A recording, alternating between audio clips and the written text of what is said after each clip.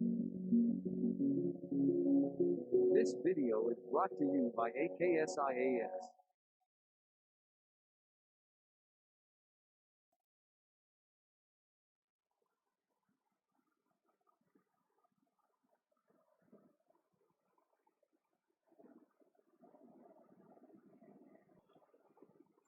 Welcome to AKS IAS.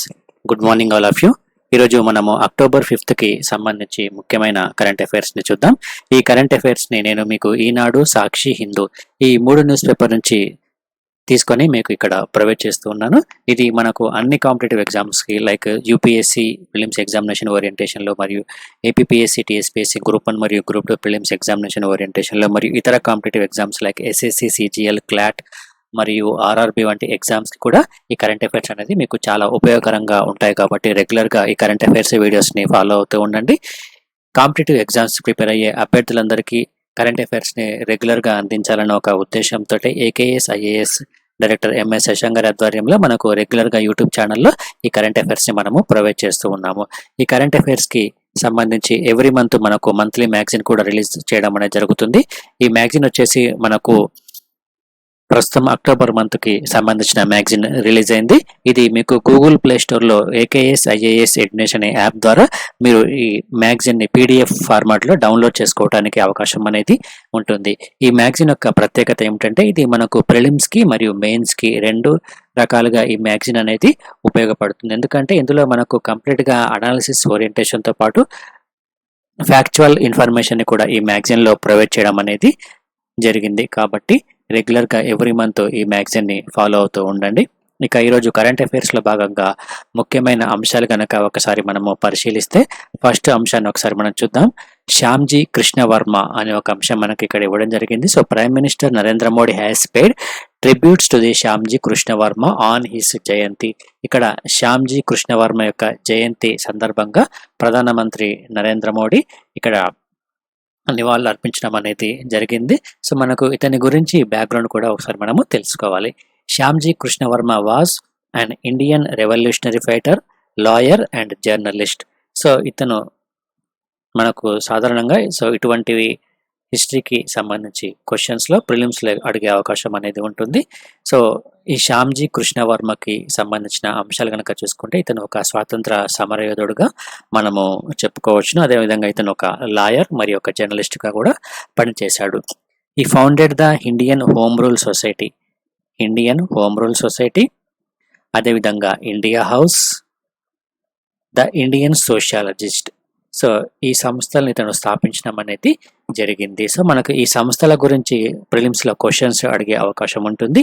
So Indian home rule society, Indian house మరియు Indian సోషియాలజిస్ట్ని ఇతను స్థాపించడం అనేది జరిగింది.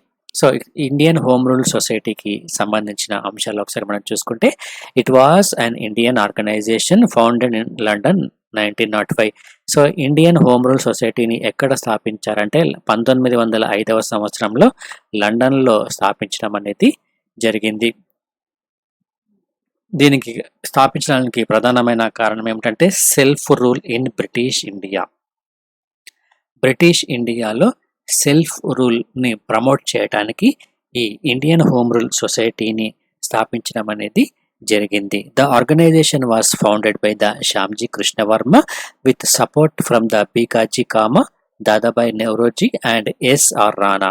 సో ఈ ఇండియన్ హోమ్ రూల్ సొసైటీని స్థాపించడంలో శ్యామ్జీ కృష్ణ వర్మకి ఎవరు సపోర్ట్ చేశారు అంటే భీకాజీ కామా మరియు దాదాబాయి నౌరోజీ మరియు ఎస్ఆర్ రాణా వీరు సపోర్ట్ చేయడం అనేది జరిగింది. సో ఇక్కడ వీరి పేర్లు కూడా మనకు ఎగ్జామినేషన్ ఓరియంటేషన్లో చాలా చాలా ఇంపార్టెంట్. మనకు క్వశ్చన్ ఏ విధంగా అడుగుతాడంటే ఇండియన్ హోమ్ రూల్ సొసైటీకి సంబంధించి ఈ క్రింది వాటిలో సంబంధం ఉన్నవారిని గుర్తించండి అని మనకు 4 నేమ్స్ ఇచ్చి కింద ఆప్షన్స్ అడిగే అవకాశం అనేది ఉంటుంది. కాబట్టి ఈ నేమ్స్ అన్ని మనము గుర్తుంచుకోవాలి. ఇక నెక్స్ట్ వచ్చేసి ఇండియా హౌస్. ఈ founded India house in London. So దీన్ని కూడా ఇతను లండన్లో స్థాపించడం అనేది జరిగింది ఇండియా హౌస్ని. It was a student residence, అంటే ఇది అక్కడ విద్యార్థులకి సంబంధించి ఒక రెసిడెన్స్గా మనము చెప్పుకోవచ్చు. 1905 నుంచి 1910 వరకు దీన్ని ఓపెన్ చేసి ఉంచడం అనేది జరిగింది. To promote the Nationalist views among the Indian students in Britain. So బ్రిటన్లో ఉన్న మన భారతీయ విద్యార్థులు ఎవరైతే ఉన్నారో ఈ భారతీయ విద్యార్థులకు జాతీయతపై ఒక అవగాహనని కల్పించడానికి ఈ ఇండియా హౌస్ని స్థాపించడం అనేది జరిగింది. ఇండియన్ సోషాలజిస్ట్, సో దీన్ని కూడా లండన్లోనే స్థాపించారు. ఇండియన్ సోషాలజిస్ట్ని కూడా లండన్లోనే స్థాపించడం అనేది జరిగింది. So the monthly Indian sociologist became an outlet for Nationalist ideas. So ఇది కూడా జాతీయతా భావాలకి సంబంధించిన ఒక సంస్థగా మనము చెప్పుకోవచ్చును, ఇండియన్ సోషాలజిస్ట్. ఇక నెక్స్ట్ మరొక అంశము Madrid protocol on environmental protection to the Antarctic treaty అని ఒక అంశం మనకు ఇక్కడ ఇవ్వడం జరిగింది. సో ఇది మనకు ఎన్విరాన్మెంట్ పాయింట్ ఆఫ్ వ్యూలో చాలా చాలా ఇంపార్టెంట్ అంశం ఇది. ఇక్కడ మాడ్రిడ్ ప్రోటోకాల్కి సంబంధించిన అంశాలతో పాటు మిగతా అంశాలు కూడా మనకు ఎగ్జామ్లో అడిగే అవకాశం అనేది ఉంటుంది కాబట్టి సో ఇది మనకు ప్రిలిమ్స్లో మరియు మెయిన్స్లో కూడా చాలా చాలా ఉపయోగపడుతుంది. సో ఎన్విరాన్మెంట్ పరంగా ఏదైనా మెయిన్స్లో క్వశ్చన్ అడిగినప్పుడు సో దీనికి సంబంధించి కూడా మనకు ఇక్కడ ఉన్న పాయింట్స్ని ఇవ్వడానికి అవకాశం అనేది ఉంటుంది. సో ఇక్కడ మాడ్రిడ్ ప్రోటోకాల్కి సంబంధించిన అంశాలు ఒకసారి మనం చూద్దాం. సో ఇక్కడ అంటార్కిటిక్ ఒప్పందానికి సంబంధించి పర్యావరణ పరిరక్షణపై ఈ మాడ్రిడ్ ప్రోటోకాల్ ఉద్దేశించడం అనేది జరిగింది. సో ఇక్కడ ఈ మాడ్రిడ్ ప్రోటోకాల్పై సంతకం చేసిన సందర్భంగా అంతర్జాతీయ సమావేశంలో భారతదేశ భూ విజ్ఞాన శాస్త్ర మంత్రి ఇక్కడ ఒక ప్రసంగం చేయడం అనేది జరిగింది కాబట్టి ఇది మనకు న్యూస్లో ఉంది. So India signed Antarctic treaty on 19th August 1983. 1983లో ఈ ఒప్పందం అనేది జరిగింది. ఈ అంటార్కిటిక్ ట్రీటీ అనేది ఒక ఒప్పందం ఇది. సో దాని తర్వాత మన భారతదేశానికి ఇక్కడ ఈ ఒప్పందంలో భాగంగా కన్సల్టేటివ్ స్టేటస్ ఇవ్వడం అనేది జరిగింది. సో ఇది అండర్లైన్ చేసుకోండి, కన్సల్టేటివ్ స్టేటస్. సో దీన్ని మనము ఇంగ్లీష్లోనే గుర్తుంచుకోవాలి. ఈ పదాన్ని కన్సల్టేటివ్ స్టేటస్ అనే పదాన్ని మనము దీన్ని తెలుగులో చెప్పుకోవాలంటే సంప్రదింపు హోదా అని మనము చెప్పుకోవచ్చును. సో 1983లో ఈ స్టేటస్ అనేది మన భారతదేశానికి ఇవ్వడం అనేది జరిగింది. ఎందులో ఈ అంటార్కిటిక్ ట్రీటీ ఒప్పందంలో భాగంగా. సో ఈ మాడ్రిడ్ ప్రోటోకాల్పై మన భారతదేశము ఎప్పుడు సైన్ చేసిందంటే signed by India which came into force 14th January 1998. So 1998వ సంవత్సరంలో మన భారతదేశము ఈ మాడ్రిడ్ ప్రోటోకాల్పై సంతకం చేయడం అనేది జరిగింది. సో అప్పటి నుంచి ఇది అమల్లోకి రావడం అనేది జరిగింది. సో ముఖ్యంగా ఈ అంటార్కిటిక్ ట్రీటీకి సంబంధించి పర్యావరణ పరిరక్షణకి సంబంధించి ఈ మాడ్రిడ్లో సంతకం చేయబడింది కాబట్టి దీన్ని మాడ్రిడ్ ప్రోటోకాల్ అని పిలవడం జరుగుతుంది. సో ఈ అంటార్కిటిక్ ప్రాంతంలో పర్యావరణ పరిరక్షణకి సంబంధించిన ప్రోటోకాల్గా మనము దీన్ని చెప్పుకోవచ్చును. సో ఇక్కడ మరొక ముఖ్యమైన అంశము it designates Antarctic as a natural reserve devoted to peace and the science. So ఇది కూడా మనము గుర్తుంచుకోవాలి. సో ఇక్కడ ఈ అంటార్కిటికాకు ఎటువంటి హోదాని ఇవ్వడం అనేది జరిగిందంటే ఒక న్యాచురల్ రిజర్వ్గా ఇక్కడ హోదాని. So India is also member of the council of managers of national Antarctic programme and scientific committee of Antarctic research. So మన భారతదేశము దేనిలో సభ్యత్వం తీసుకుందని కూడా మనకు చాలా చాలా important. Council of managers of national Antarctic programme, అదేవిధంగా scientific committee of Antarctica research. So ఇందులో మన భారతదేశానికి కూడా సభ్యత్వం అనేది ఉంది.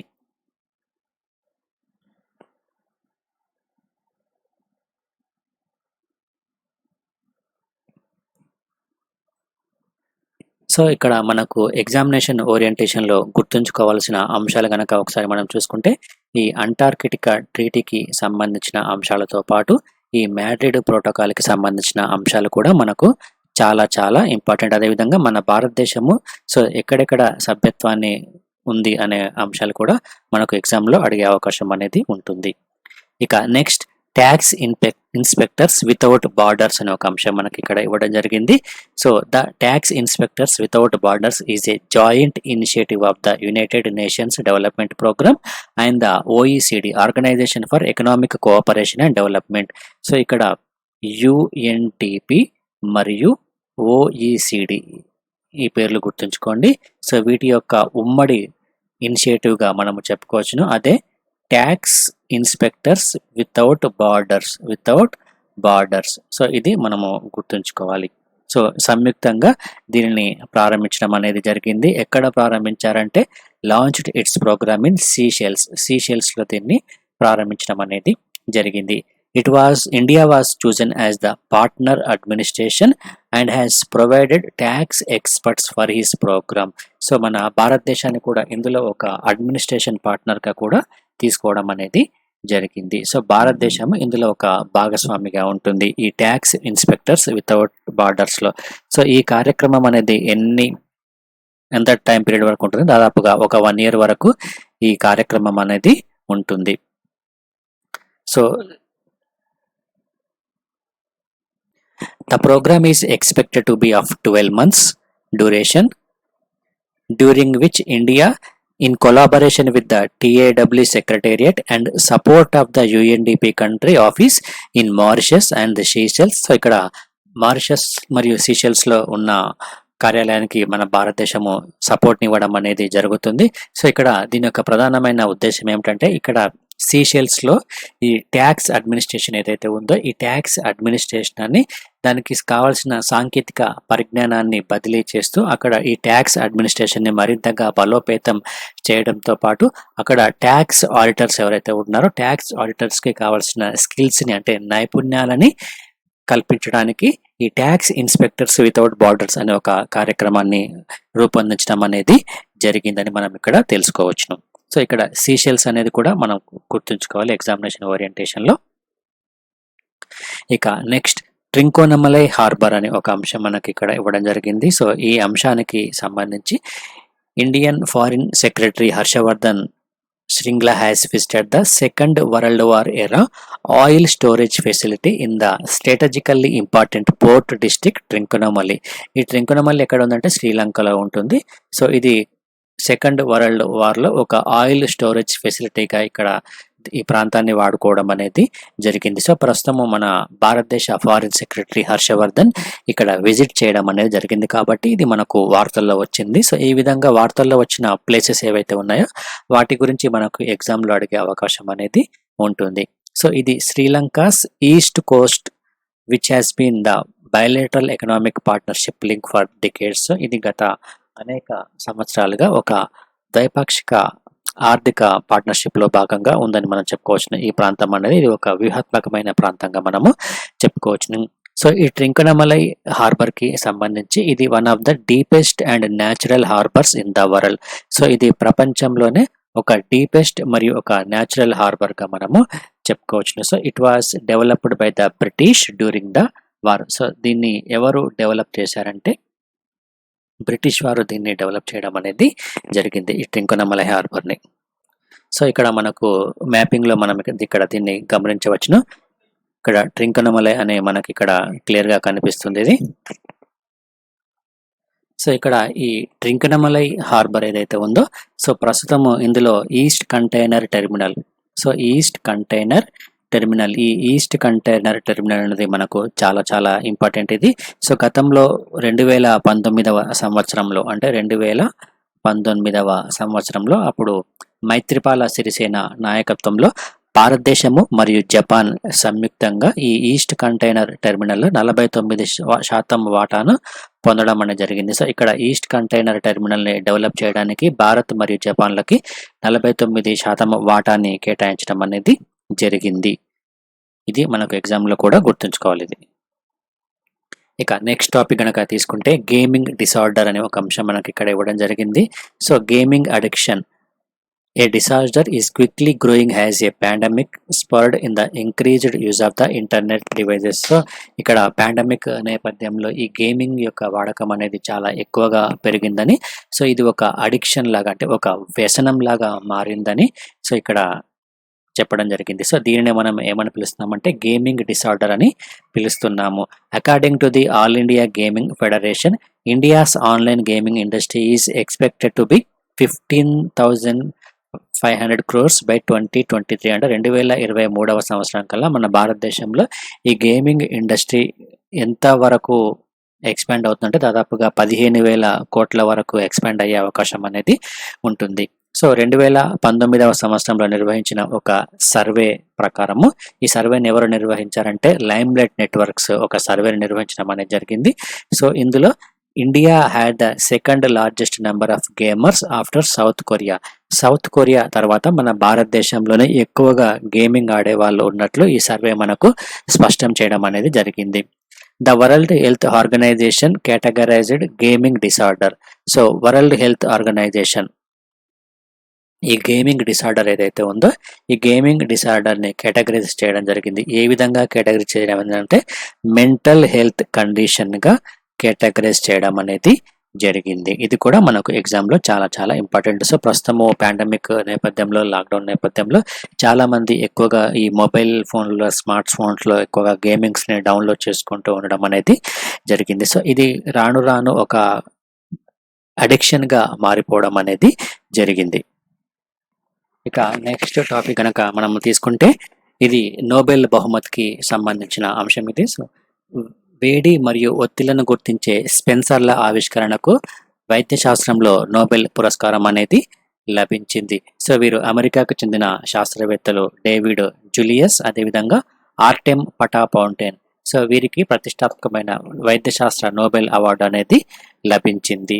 సో ఇది ఎందుకు లభించింది అనేది కూడా మనకు చాలా చాలా ఇంపార్టెంట్. సో మనకు ఉన్న ఈ మానవ నాడీ వ్యవస్థ ఏదైతే ఉందో ఈ మానవ నాడీ వ్యవస్థలో ఉష్ణము, చలి, స్పర్శ వంటి సంకేతాలు ఏ విధంగా ప్రారంభమవుతాయి అనే విషయాన్ని ఈ ఇద్దరు శాస్త్రవేత్తలు పరిశోధన చేయడం అనేది జరిగింది. సో ఆ పరిశోధనలో దీనికి సంబంధించిన అంశాలను స్పష్టంగా వివరించడం అనేది జరిగింది. సో ఇప్పుడు వీరు చేసిన ఈ ఆవిష్కరణ ఏదైతే ఉందో ఈ ఆవిష్కరణల ఫలితంగా మన శారీరక వ్యవస్థకి సంబంధించి, అదేవిధంగా వ్యాధుల పరిస్థితులను తెలుసుకోవడంలో చాలా కీలకమైన పాత్రను పోషించే అవకాశం అనేది ఉంటుంది. కాబట్టి ప్రస్తుతం వీరికి వైద్య శాస్త్రంలో నోబెల్ బహుమతి అనేది లభించింది.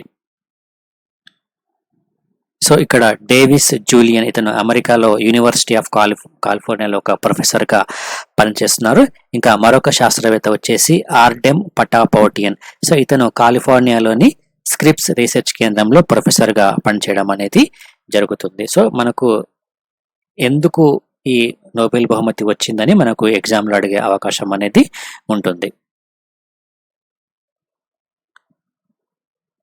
ఇక నెక్స్ట్, గ్రామాల్లో 57.4% మంది ఓబీసీలు అని ఒక సర్వే మనకి ఇక్కడ ఇవ్వడం అనేది జరిగింది. జాతీయ సగటు కంటే రాష్ట్రంలో చాలా ఎక్కువగా ఉన్నట్లు ఈ సర్వే మనకు తెలియజేస్తుంది. ఈ సర్వేని జాతీయ గణాంకాల కార్యాలయము విడుదల చేయడం అనేది జరిగింది. సో 2018 జూలై నుంచి 2019 జూన్ మధ్యకాలానికి ఈ సర్వే చేయడం అనేది జరిగింది. ఈ సర్వేలో గ్రామీణ వ్యవసాయ కుటుంబాల భూములు, పాడి సంపద గురించి ఒక అధ్యయనం అనేది జరిగింది. ఈ సర్వే ఫలితంగా దేశవ్యాప్తంగా గ్రామీణ ప్రాంతాలలో ఓబీసీ సగటు అనేది ఎంతవరకు ఉందంటే 44.4% వరకు అనేది ఉంది. అదేవిధంగా ఏపీలో గనక చూసుకుంటే 45.8%గా ఉంది ఈ ఓబీసీల పర్సంటేజ్ అనేది. ఇక 21.6% షెడ్యూల్డ్ కులాలు, 12.3% షెడ్యూల్డ్ ట్రైబ్స్కి చెందిన వారు ఉన్నారు.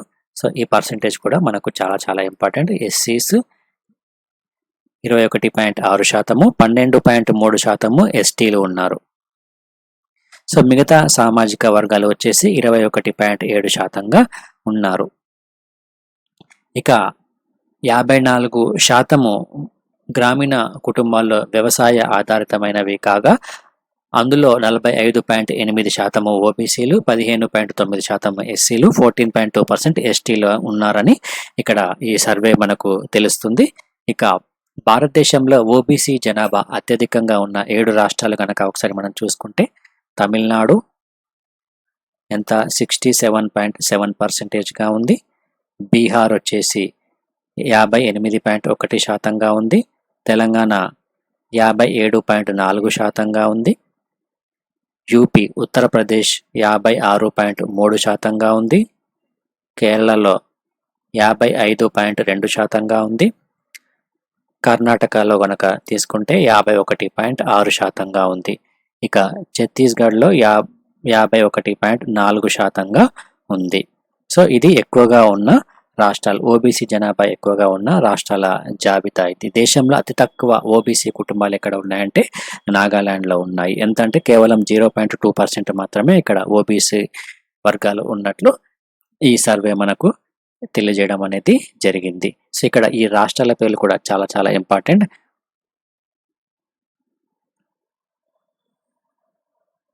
ఇక నెక్స్ట్, ఆంధ్ర యూనివర్సిటీతో నేవీ ఒక ఒప్పందాన్ని కుదుర్చుకోవడం అనేది జరిగింది. సో నావికాదళ ప్రాజెక్టుల నిర్వహణలో ఆంధ్ర యూనివర్సిటీకి సంబంధించిన సివిల్ ఇంజనీరింగ్ విభాగము ఈ విభాగం యొక్క సహకారాన్ని కోరుతూ ఇండియన్ నేవీ మధ్య ఒక అవగాహన ఒప్పందం అనేది కుదిరింది. సో ఈ ఒప్పందంలో భాగంగా ఇంజనీరింగ్ పీజీ విద్యార్థులకు ఇంటర్న్షిప్లు కల్పించడము, ప్రత్యక్ష జ్ఞానాన్ని అందించే విధంగా వారికి సహకారాన్ని అందించడం అనేది జరుగుతుంది.